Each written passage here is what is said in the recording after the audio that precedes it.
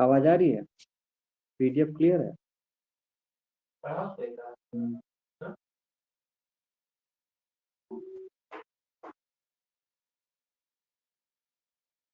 Sandeep PDF clear है?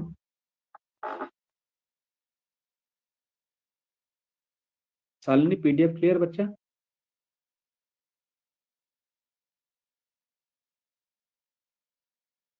Audible है? PDF clear है?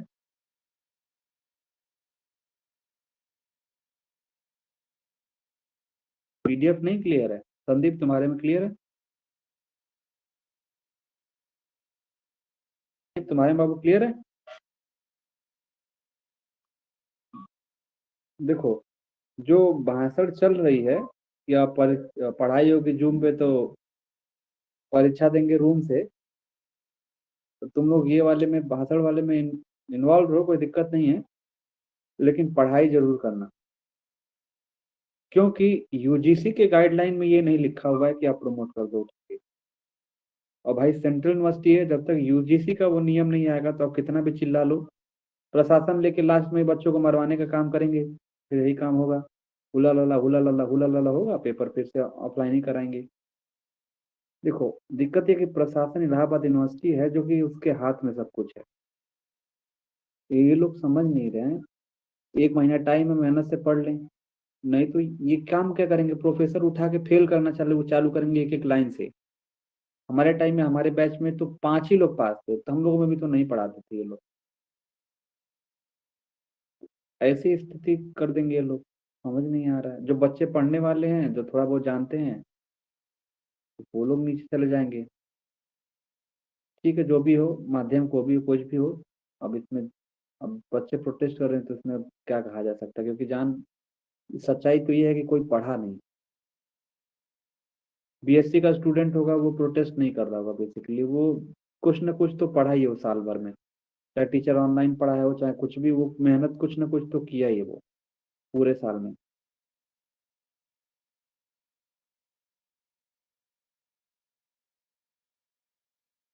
दिक्कत ये है ना कि गाइडलाइन नहीं है ना संदीप। गाइडलाइन यूजीसी का जैसे क्या होता है कि स्टेट यूनिवर्सिटी रहती है तो एक बार सुना जा सकता है, स्टेट यूनिवर्सिटी नहीं है ना, सेंट्रल यूनिवर्सिटी है। और सेंट्रल यूनिवर्सिटी का गाइडलाइन होता है यूजीसी से पारित होता है। और यूजीसी में यही लिखा गया कि थर्ड ईयर के जो स्टूडेंट हैं, जो लास्ट ईयर के स्टूडेंट हैं, तो लास्ट ईयर के स्टूडेंट को ये दिखाया गया कि आपकी डिग्री अगर ऑन मतलब ऑनलाइन एग्जाम होता है या प्रमोट होते हैं तो उस डिग्री को अमान्य कर दिया जाएगा।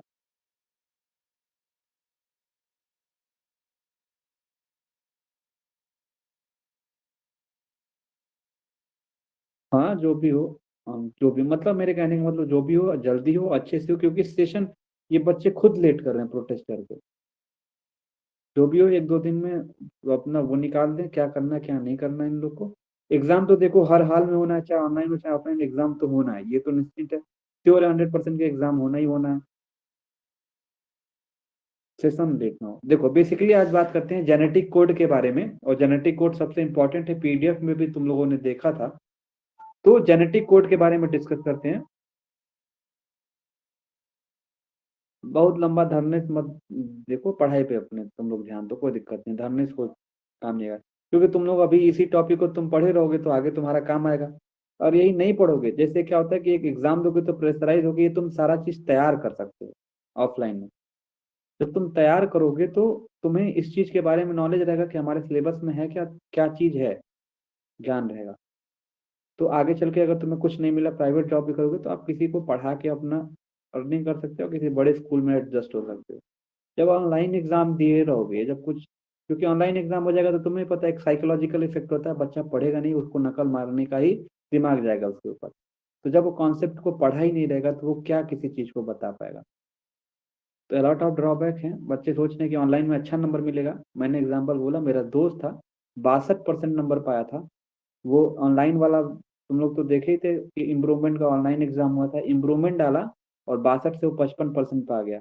मैं कहा बाबू तुम, भैया तुम भरे ही नहीं होते इससे अच्छा। रो रहा था। तो कुछ कह नहीं सकते, अब जो बच्चों का जो होना है वो तो here we talk about what is genetic code. और जेनेटिक कोड हमारा सबसे इंपॉर्टेंट टॉपिक। तो हम जेनेटिक कोड में हम कैसे जेनेटिक कोड को पहचानते हैं, and what do you mean by genetic code? तो बेसिकली जेनेटिक कोड हम उसे कहते हैं जब हम अमीनो एसिड के और न्यूक्लियोटाइड जो डीएनए का होता है उसके बीच का जो रिलेशन होता है ना, उसमें जेनेटिक कोड को हम डिस्कस करते हैं। जैसे बेसिकली जो देखा होगा यूजीसी, यू सर, ये कोडांस होते हैं, बेसिकली यही हमारे जेनेटिक कोड होते हैं और ये कोडिंग करते हैं। तो क्या करते हैं बेसिकली, देखा हमने क्या कि sir relationship between amino acid का सीक्वेंस और न्यूक्लियोटाइड, इस दोनों के रिलेशन को हम जेनेटिक कोड कहते हैं, इनके बीच का। जैसे हमारे पास क्या है, ये डीएनए की हमारी ये सीक्वेंस है जिसमें AGTC मतलब एडेनिन थाइमिन साइटोसिल ग्वानिन होता है ना, कि डीएनए में सर ये स्ट्रैंड होता है और ये सारी चीज हमारी न्यूक्लियोटाइड इसके अंदर प्रेजेंट रहता है। ठीक है, तो बेसिकली ये हमारा अमीनो एसिड का सीक्वेंस है और ये हमारा बेसिकली न्यूक्लियोटाइड का है। जब इन दोनों के बीच में रिलेशन निकालते हैं तो वही हमारा जेनेटिक कोड कहलाता है। अब यहाँ पे ध्यान देना, कुछ इंपॉर्टेंट टर्मिनोलॉजी है। हमारे पास 4 बेसिस कोड 20 अमीनो एसिड। तो आप ये बताओगे सर 4 बेस होता है, 4 बेस मतलब क्या हुआ? ये डीएनए का जो बेस होता है ना, एडेनिन, थाइमिन, साइटोसिल, ग्वानिन, तो ये हमारा क्या होता है, ये 4 बेस होता है ना डीएनए में बच्चा, एडेनिन, थाइमिन, साइटोसिन, ग्वानिन, ये होता है डीएनए में, 4 बेस होता है, आपको भी पता है। सर आरएनए में क्या होता है? तो कहोगे सर आरएनए में जो होता है थाइमिन की जगह यूरेसिल हो जाता है। तो आरएनए में भी हमारे पास 4 बेस होता है, डीएनए में भी हमारे पास 4 बेस होता है, एडेनिन, थाइमिन, साइटोसिन, ग्वानिन। ठीक है, आई होप ये क्लियर हो गया होगा कि कितने बेस होते हैं डीएनए के अंदर। इतना क्लियर है कि 4 बेस होते हैं डीएनए में?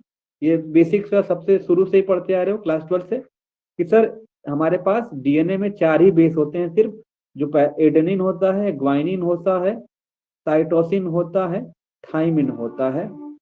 आई थिंक ये तो क्लियर हो गया होगा। ठीक है, तो बेसिकली ये हम बताना चाह रहे हैं बच्चा कि हमारे पास ये 4 बेसेस होते हैं और ये 4 बेसेस क्या होते हैं ना, एक 4 बेसेस हमारे क्या करते हैं, 20 अमीनो एसिड पे कोड करते हैं। ठीक है, 20 अमीनो एसिड पे कोड करते हैं। कहने का मतलब क्या है, अगर इस फिगर में बात करेंगे तो कहोगे सर ये जो 4 यहाँ से जो ये डीएनए के न्यूक्लियोटाइड में जो प्रेजेंट है ना, ये बेसिकली हमारे 20 अमीनो एसिड पे कोडिंग करेंगे, 20 अमीनो एसिड पे कोड करेंगे। कोडान का मतलब क्या होता है? कोड करना। जेनेटिक कोड मतलब क्या होगा? कोड करेंगे। ठीक है, तो आपको ये पता चल गया कि सर 4 बेस होंगे और 4 बेस 20 अमीनो एसिड पे कोड करते हैं। एक चीज ध्यान देना, जो ये बेसेस होते हैं 20 अमीनो एसिड पे कोड कर रहे हैं, इसी तरीके से हमारा जो ये कोडांस होता है वो 4 के पावर 3 होता है। 4 के पावर 3 मतलब क्या होगा बच्चा? जब भी ये मिलेंगे 3-3 के पेयर में मिलेंगे और 4 इंटू 3 करोगे तो टोटल हमारे पास 64 कोडान की जरूरत पड़ेगी 20 अमीनो एसिड को कोड करने के लिए। क्योंकि आपको पता है कि सर 4 मिलके, 4 मतलब कि 4 बेस मिलके AGTC 20 को कोड करते हैं। ठीक है, 4 मतलब कोड मतलब 20 को अलग अलग तरीके से कर सकते हैं। इसी तरीके से हमें जो ये कोडान होगा वो टोटल हमारा 64 कोडान की जरूरत पड़ेगी इसको कोड करने की। तो 4 के पावर 3 इसका याद रखना कि सर ये कोडान जो होता है, जेनेटिक कोड हमेशा ट्रिपलेट इन नेचर में होता है। तो बेसिकली आपको याद हो गया कि सर 64 कोडान होता है टोटल। तो आप यहाँ पे याद रखोगे सर 64 में हमारा 61 कोडान जो होता है वो अमीनो एसिड पे कोड करता है और 3 जो कोडान होते हैं वो अमीनो एसिड पे कोड नहीं करता है। 61 कोडान अमीनो एसिड पे कोड करता है और इसमें से जो 3 होते हैं वो अमीनो एसिड पे कोड नहीं करते हैं बल्कि स्टॉप कोडान होते हैं, रोकने का काम कर देते हैं, रोकने का काम कर देते हैं, ये कोड नहीं करते हैं। आगे ध्यान दो, sir genetic code consist of sequence 3 letter. तो आपको भी पता है कि सर जो कोड जेनेटिक कोड होता है वो 3 लेटर का होता है। आई थिंक आपको पहले बताएं कि ट्रिपलेट इन नेचर, जैसे AUG, AUG कितना है भाई? ये देखो बेस पेयर 3 तो है ना, तो ये कितने पेयर में है? तो 3 वर्ड का बना हुआ है ना। तो हम इंपॉर्टेंट कोडान में याद रखेंगे सर AUG जो होता है तो वो स्टार्टिंग कोडान होता है, ये एक वर्ड में कंपलसरी क्वेश्चन में पूछा जाता है। UAA, UAG एंड UGA हमारा क्या होता है? स्टॉप कोडान होता है। तो ये हमारा क्या कर देता है, स्टार्ट करने के लिए यूज होता है, और ये हमारा जेनेटिक में डीएनए पे स्टॉप को करने का, डीएनए को कोडान जो ये कोड करता है स्टॉप करने का काम कर देता है। लेकिन एयूजी क्या करता है, स्टार्ट करने का। लेकिन अभी पढ़े हो कि जेनेटिक कोड जो हमारा होता है तो वो 3 लेटर वर्ड का मिलके बना होता है, जैसे एयूजी, यूएए, यूएजी, इस तरह का। अब आगे बढ़ते हैं, यहाँ तक क्लियर हो गया होगा। देखो, वन कोडान कोड फॉर एक वन अमीनो एसिड। तो एक कोडान जो होगा, जैसे एयूजी क्या हुआ, ये पूरा मिलके एक कोडान हुआ, तो सिर्फ एक अमीनो एसिड पे कोड करेगा और स्टार्ट करेगा। ठीक है।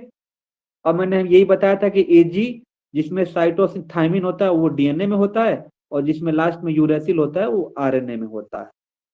तो बेसिकली अब एक बार देख लो, हमने relationship between amino acid nucleotide को जब पढ़ेंगे तो उसको हम बोलते हैं जेनेटिक कोड। इसमें हमारे 4 बेसेस होते हैं, एडेनिन, ग्वानिन, साइटोसिन, थायमिन, वो 20 अमीनो एसिड पे कोड करते हैं।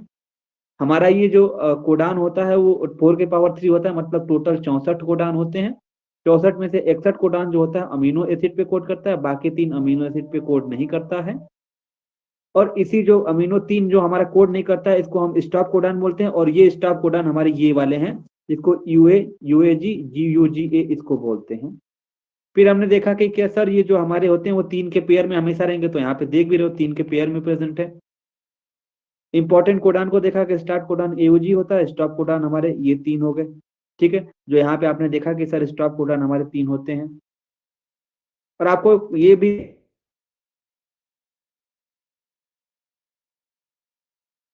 यहाँ तक क्लियर हो गया।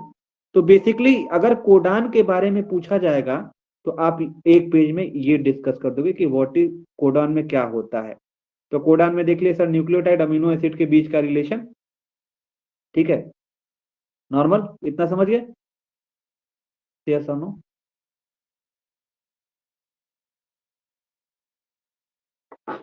फिर उसके में देखा कि टोटल आपने देख कोडान कितना होता है अपने बायोलॉजी में 20 अमीनो एसिड को कोड करने के लिए, तो आप कहोगे सर 64 होता है। 64 में 61 जो होता है हमारा हमारा 61 जो होता है वो फंक्शनल होता है एक तरीके से, मतलब कोड करता है, और जो 3 होता है वो कोड नहीं करता है। फिर उसके बाद हमने देखा कि सर एक हमारा स्टार्ट कोडान था और 3 हमारे स्टॉप कोडान। ठीक है, अब हम पढ़ते हैं developing genetic code. Genetic code कैसे डेवलप होता है, तो कहोगे सर हमारे पास सर टोटल 64 डिफरेंट कोडान होते हैं, और ईच कोडान, सभी कोडान के पास 3-3 बेस पेयर होता है, मतलब 64 टोटल होते हैं, ये जान चुके हो। और तुम्हें भी पता है कि सर सभी 3 बेस पेयर के बने होंगे, जैसे ए यू जी है तो वो 3 बेस पेयर का बना है ना। ये एडेनिन है, यूरेसिल है, ग्वानिन है, तो ये कितने बेस पेयर का बना है, तो 3 बेस पेयर का। तो कहोगे सर हमारे पास ये पहली बार डेवलप कैसे होता है, कहोगे सर 64 डिफरेंट कोडान होते हैं, और एक कोडान अगर होगा तो उसमें 3 ठो बेस पेयर होंगे, तो सिर्फ इसको एक बोलोगे। यूए यू यू है तो इसको कहोगे सर ये दूसरा कोडान है, इस पूरे को हम कोडान बोलते हैं। 3 बेस पेयर मिलके एक कोडान बनाता है। आई थिंक ये क्लियर हो गया होगा, 3 बेस पेयर मिलके एक कोडान का फॉर्मेशन करता है। तो हमने ये देखा कि each codon consist of 3 base pair. तो हमारे पास 4 different kind of base pair nuclear होते हैं ना। इसी तरीके से हमारे पास जो 64 जो डिफरेंट कोडान है वो 4 बेस पेयर के मिले होते हैं। तो टोटल हमारा, कोई पूछेगा कि कितने जेनेटिक कोड डेवलप हो सकता है, कितना डेवलप होता है, तो कहोगे सर 4 के पावर 3 कर देंगे 64 होता है। भाई 64 हमें जरूरत पड़ेगी, और 64 हमारा 20 को आराम से कोड कर सकता है। भाई जाहिर सी बात है कि 20 से ज्यादा रहेगा कोडान तभी इसको कोड करेगा। जैसे मान लो अगर 1 बेस पेयर रहेगा, मतलब कि 4 के पावर अगर 1 रहता है, पहला एग्जांपल लेता हूं, तो 4 के 1 कितना हो गया, 4 ही कोड हो गया। तो 4 मिलकर 20 को कोड कर पाएंगे, इससे तो कम है ना, तो पहला वाला नहीं, एनफ ज्यादा नहीं है इस कोड करने के लिए। इसी तरीके के सेकंड वाला एग्जांपल लो, सर अगर हम 4 के पावर 2 कर दें, मतलब डबलेट कर दें, तो ये कितना हो जाएगा, 4 चौके 16, मतलब अभी भी सर 20 अमीनो एसिड से ये कम है। तो 16 जो हमारा कोडान होगा 20 को कोड कर पाएगा, क्योंकि ये खुद कम है तो कैसे कोड कर पाएगा, नहीं कर पाएगा। तो हमेशा 20 अमीनो एसिड को कोड करने के लिए हमें 20 से ज्यादा कोडान चाहिए, इसीलिए हम 4 के पावर 3 करते हैं, जिसमें हमें 64 मिलता है। तो हमारा ये जो 64 वाला है, ये देखो ये 3 बेस पेयर का बना होता है। तो ये टोटल 64 कोडान जो हमारा ट्रिपलेट होता है, इसमें साइंटिस्ट ने ऑब्जर्व किया था कि सर हमारा ये एनफ होता है अमीनो एसिड पे कोड करने के लिए, क्योंकि ज्यादा रहेगा तो चलेगा। ठीक है, तो आप देख लिए डेवलपिंग ऑफ जेनेटिक कोड कैसे डेवलप हुआ। और हमें हमेशा 4 के पावर 3 मतलब 64 कोडान चाहिए 20 अमीनो एसिड को कोड करने के लिए। हमारे यहाँ पे 20 अमीनो एसिड प्रेजेंट रहता है, इतना ध्यान रखिए। अब देखो ट्रिपलेट इन नेचर के बारे में डिस्कस कर लेते हैं कि सर ये ट्रिपलेट इन नेचर क्या है। ठीक है, तो हमने देखा सिंगलेट में वो कोड नहीं कर पा रहा था, क्योंकि सिंगलेट में क्या रहता है 4 के पावर 1 मतलब कि 4, 20 को कोड करना है तो भाई नहीं कर पाएगा ना, ये कम है। डबलेट भी नहीं कर पाएगा। तो ट्रिपलेट हमारा क्या कर देगा, कोड कर देगा 20 अमीनो एसिड पे। 10 अमीनो एसिड नहीं होता बच्चा, इसमें 20 अमीनो एसिड होता है, याद कर लेना। तो 20 अमीनो एसिड कोड करने के लिए हमें 64 को चाहिए, इसीलिए हमारा जो कोडान होता है सेकंड कैरेक्टरिस्टिक्स के बारे में बात करते हैं तो ये ट्रिपलेट होता है। क्या होता है, ट्रिपलेट होता है। तो यही बताया कि as a singlet and doublet code are not enough to code 20 amino acid. तो यहाँ पे आपने देखा कि जो सिंगलेट और डबलेट होते हैं वो कोडान ये कोड नहीं करेंगे 20 अमीनो एसिड को, क्योंकि वो एनफ नहीं है, ज्यादा नहीं है। इसीलिए 20 को कोड करने के लिए 20 को कोड करने के लिए 2 पावर 2 और 1 नहीं चाहिए, क्योंकि ये 4 है और 1 का पावर करोगे तो 4 होगा, और 4 का 2 करोगे तो 16 होगा, तो 4 और 16 ही कोड आन देंगे। तो हमारे ये 16 मतलब 20 से कम है, तो ये कोड नहीं कर पाएंगे। तो इसीलिए हमें मिनिमम रिक्वायरमेंट जो होगी वो ट्रिपलेट कोडान की रहेगी। तो ट्रिपलेट करोगे तो 4 के पावर 3 64 होता है, तो हमारा ये ट्रिपलेट कोडान ही हमारा कोड कर सकता है। इसके बारे में आप अच्छे तरीके से बता दो। तीसरा कैरेक्टर डिस्कस हुआ कि अगर सर यूनिवर्सल जेनेटिक कोड होता है इसके अंदर, तो जो यूयूवे जो हमारा कोडान होता है इसको यूनिवर्सल जेनेटिक कोड बोला जाता है। तो इसके बारे में भी कैरेक्टर के बारे में बता दीजिए। यूनिवर्सल मीन्स ये होता है कि universal means all living system use nucleic acid and some there are the base codon use to synthesis the protein from amino acid. तो ये बेसिकली हमारा प्रोटीन से अमीनो एसिड का सिंथेसिस करने में या बनाने में मदद करता है, और इसको हम यूनिवर्सल जेनेटिक कोड कहते हैं। मीन्स कि ये सभी लिविंग सिस्टम में हमें सभी न्यूक्लिक एसिड में मिलेगा। फिर हमारा जेनेटिक कोड ओवरलैपिंग नहीं होना चाहिए, मतलब कि नॉन ओवरलैपिंग होना चाहिए। तो इसको भी डिस्कस कैरेक्टर के बारे में डिस्कस कर दोगे। मीन दैट कि some letter is not used for 2 different codon. तो कुछ जो लेटर होंगे वो 2 डिफरेंट कोडॉन के लिए यूज नहीं होंगे, रिपीट नहीं होंगे। मतलब रिपीट हो सकते हैं, ओवरलैपिंग नहीं करेंगे, एकदम सेम टू सेम नहीं होंगे। जैसे GUU है एंड GUG है, ये repeat only 2, GUU and GUC। ठीक है, GUU और GOC में रिपीट कर सकते हैं बस, लेकिन ओवरलैप नहीं करेंगे। जब इसको इसके ऊपर रखोगे तो क्या मिलेगा कि यहाँ पे GUG है, यहाँ पे GOC है, तो ओवरलैप नहीं ना किए, क्योंकि अलग हो गया। जब अगर सेम सेम हो जाते तब ओवरलैप हो जाता। तो ये नॉन ओवरलैपिंग होगा। पांचवा हम देख लेते हैं जेनेटिक कोड डीजेनरेट। तो आपको भी पता है कि इसका मतलब क्या होता है। Mean that more than what triplet codon sequence code for specific amino acid. तो जो अमीनो एसिड संदीप को दिया गया है, अलॉट किया गया है जो प्रैक्टिकल करने के लिए, वो उसी पे कोड करेगा, प्रैक्टिकल करेगा, दूसरे पे नहीं करेगा। अगर वो दूसरे पे करता है तो वो कोड डीजेनरेट हो जाएगा। तो यही बता रहा है कि mean that more than 1 triplet codon sequence code for specific amino acid GUU GOC GOA, ये सारे क्या करते हैं, ये जो हमारे होते हैं स्पेसिफिक है। मतलब ये मान लो संदीप है, पूरा चारों घोड़े पांचों घोड़े या सालिनी है, तो ये बच्चा इन लोग को पता है कि सर हमें वैलिन पे ही कोड करना है, तो सिर्फ ये वैलिन पे ही कोड करेंगे। अगर किसी और पे करेंगे तो ये डी जनरेट हो जाएंगे, मतलब काम नहीं करेंगे, उसके ऊपर वैक्सीन काम नहीं करने वाली।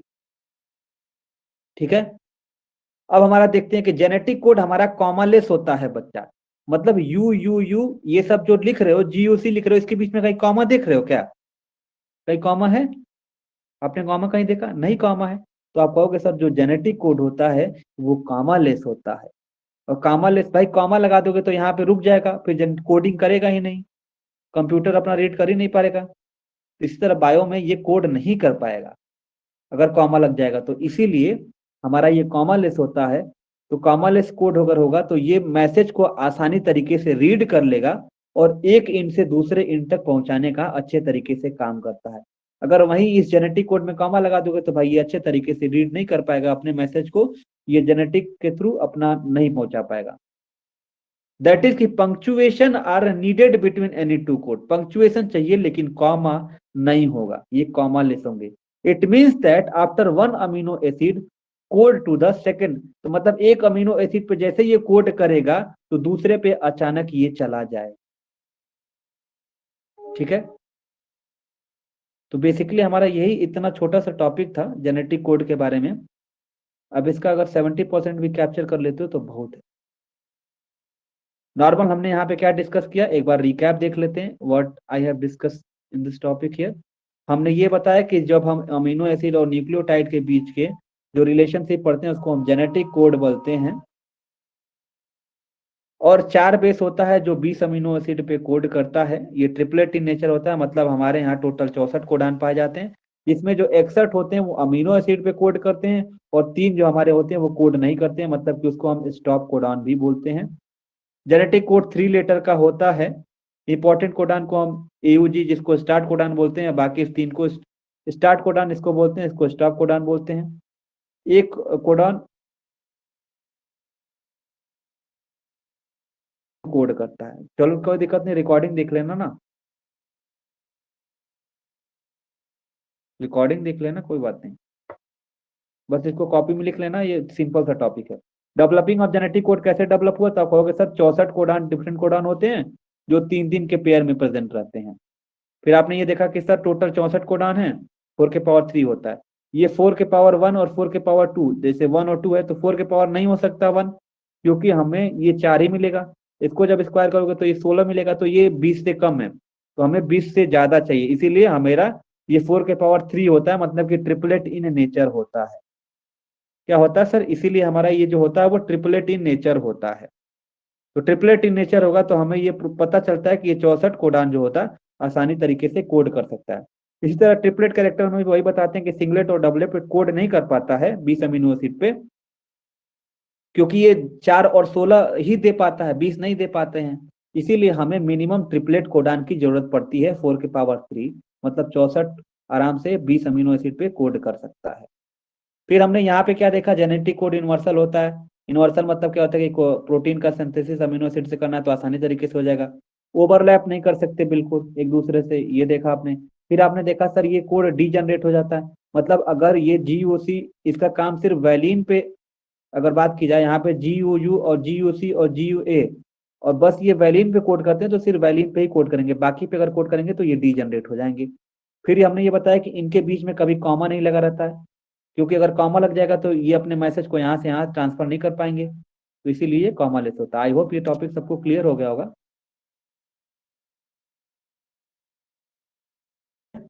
PDF को एक बार लिख लोगे तो तुम्हें समझ में आएगा। बड़ा कठिन था इसको समझाना जेनेटिक कोड को, क्योंकि हम तब थे तो आधे पूरी क्लास नहीं समझ पाए थे कि सर जेनेटिक कोड क्या लिखेंगे क्या नहीं लिखेंगे इसके बारे में।